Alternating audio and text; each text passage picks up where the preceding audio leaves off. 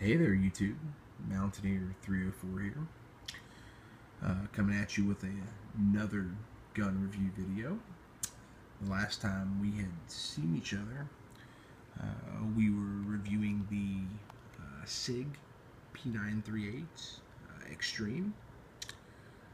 Today I decided to switch back gears once again and head back to a AR-15 platform style rifle. Today we're going to be taking a look at my Colt Ar-15 A2 government model. This rifle was originally built in 1989. That's AR-15 platform style rifle, chambered in a .223 caliber. Also, though, the barrel had the popular 1-in-7 twist rifling, and was also made to fire 5.56 rounds. So we all know the 1-in-7 is very, very popular for a lot of people. Wide range of bullets can be fired, etc. Of course, as we've all came to expect with anything that's had Samuel Colt's name on it, accuracy, reliability, and value. They really hold their value. But let's get right straight to the nitty-gritty. This thing, like I said, was built in '89, prior to the assault weapons AR-15 ban in the United States that, of course, we all know very well.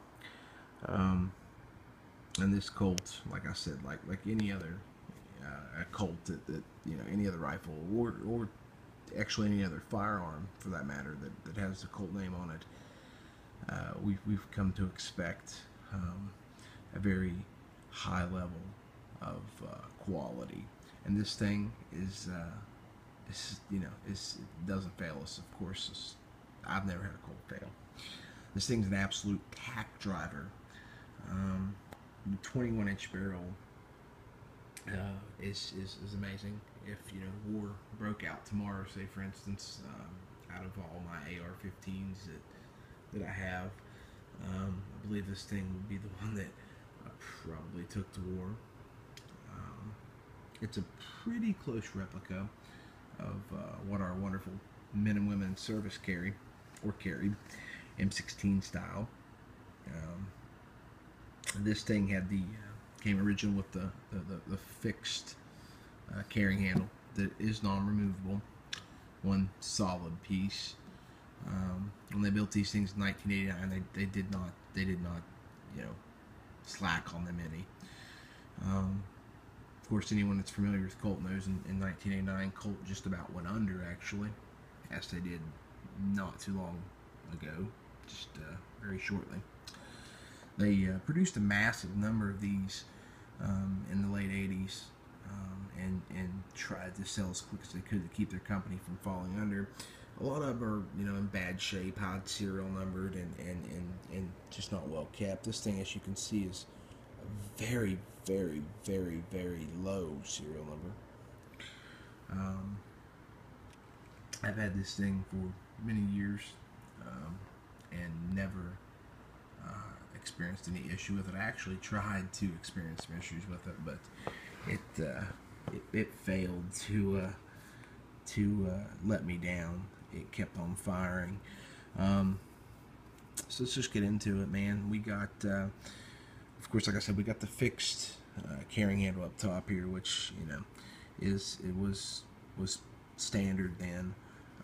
It also had the front M4 sight, the iron post. It also had the adjustable sights on the carrying handle. They were made to be adjustable for wind and elevation and range. Now on the other side, it's pretty basic, like most of us are used to today. Our M4 style rifles with our forward assist and our dust cover and whatnot. The only difference really is that HBAR barrel. It does make a difference. You know, most of our AR-15s nowadays have the standard 16-inch barrel. This thing had the 21-inch barrel, very heavy-duty barrel. Had the double heat shield on the handguard. Very good quality. Like I said, this thing is 26 years old, and I have seen some newer rifles not look, you know, nearly this good. It also, I also have the original Colt mags that came with this rifle, originally in 1989, which, you know, is also a rare find. They are the original steel mags that shipped with this thing for the 223 and 5.56. They've held up fairly well. They of course show a little weathering, but it's just a mag. Mags can be changed. Blah blah blah blah blah. Like I said, these things came standard with the fixed handle up here, and the forward assist, or dust covers, flared mag well, standard trigger guard and pistol grip, of course, and standard charging handle. These things were kind of unique, though. A lot of them came with 22 conversion kits, and some of them came with some different things and whatnot. This one also came with a, I believe they call it a GI cleaning kit, which was a cleaning kit that was integrated into the stock, and was kind of like a field cleaning kit, which was, you know, originally designed for our men and women in service, of course, with that fixed buttstock on it.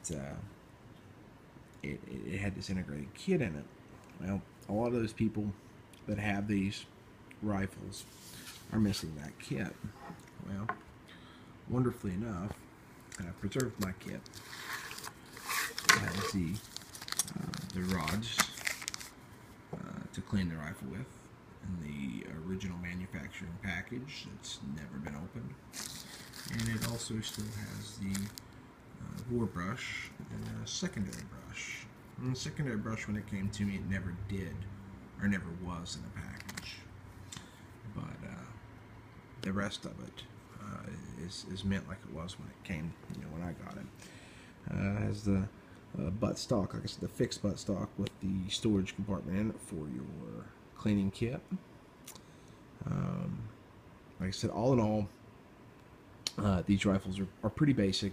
I mean, they're made to do one thing, that's fire rounds quickly, safely, with a heavy duty barrel and a nice, you know, fixed sight. I actually really enjoy that sight, and it's actually got a couple different sight points on it. It's flippable to change the sighting system. It's got two different sighting systems on it, which, you know, like I said, was pretty standard on these things.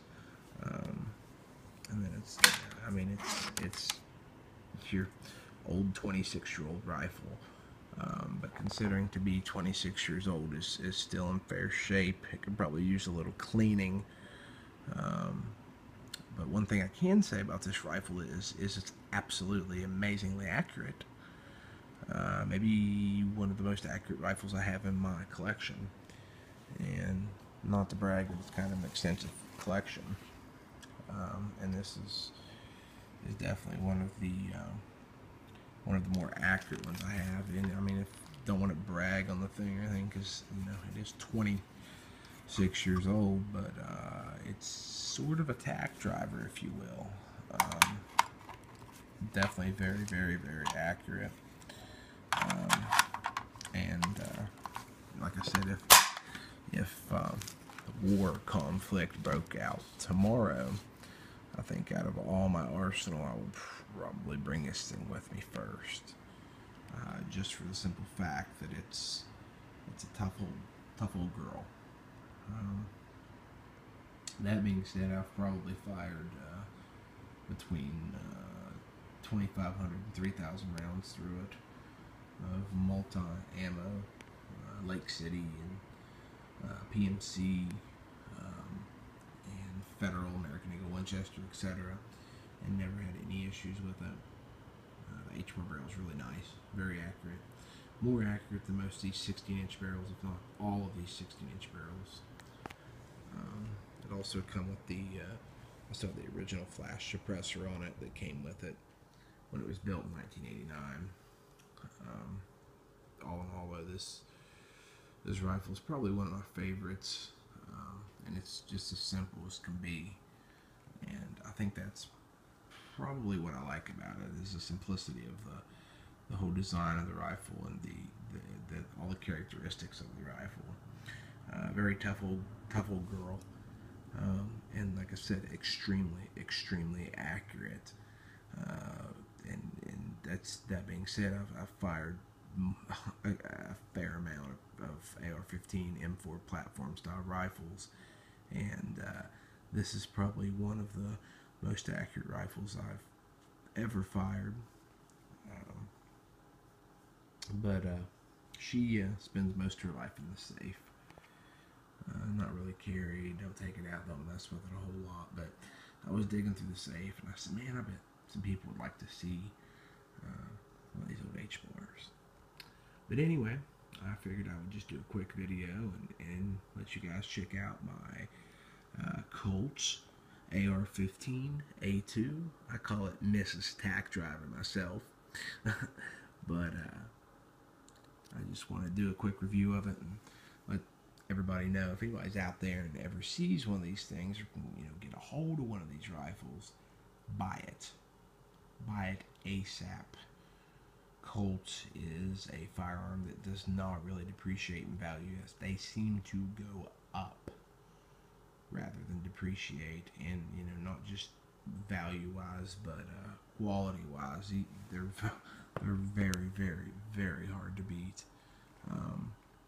Accuracy-wise, I don't think they can be beat. But yeah, just wanted to bring a quick review and let everybody check the A2 out. Good looking rifle. Could be 26 years old. She's in very good shape, and like I said, I wouldn't be afraid to fire 1,000 rounds downrange right now.